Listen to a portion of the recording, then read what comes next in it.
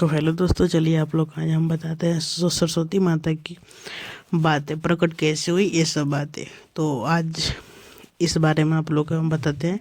तो प्लीज़ आप लोग मेरे चैनल को सब्सक्राइब कर दीजिएगा, बेल आइकन को दबा दीजिएगा। तो सरस्वती माता की जय।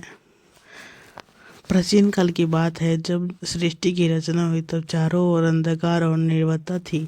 न ज्ञान था, न शब्द था, न संगीत था। सुंदर सृष्टि सुंदर तो थी, पर उसमें चेतना और बुद्धि का अभाव था। यह देखकर भगवान ब्रह्मा चिंतित हो गए। उन्हें भगवान विष्णु परामर्श लिया और फिर गहन तपस्या की। उनकी तपस्या के प्रसन्न होकर एक दिव्य प्रकाश प्रकट हुआ। उसी प्रकाश में माँ सरस्वती का अवतरण हुआ।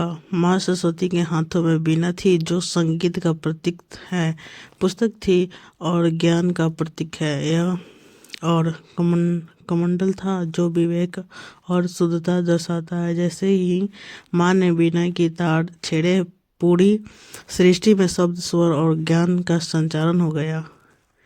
मनुष्य को बोलना, सोचना और सीखना प्राप्त हुआ। तभी से माँ सरस्वती का विद्या, बुद्धि, संगीत और कला की देवी माना गया।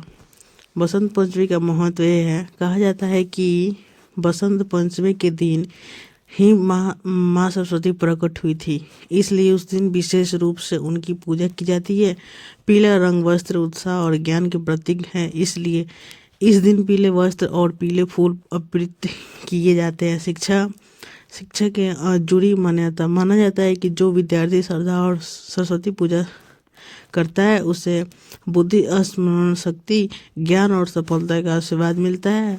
इसी कारण उस दिन पुस्तकें और कलम माँ के चरणों में रखी जाती है और उनसे आशीर्वाद मांगा जाता है। अगर आप चाहते हैं तो बच्चों के लिए छोटी सी कहानी, नाटक और भाषण के लिए कथा या सरस्वती पूजा की जुड़ी लोकता भी सुन सकते हैं। तो प्लीज़ इस चैनल को सब्सक्राइब करें और बेल आइकन को दबा दें और कमेंट कर लाइक करें। प्लीज़ सपोर्ट कीजिए।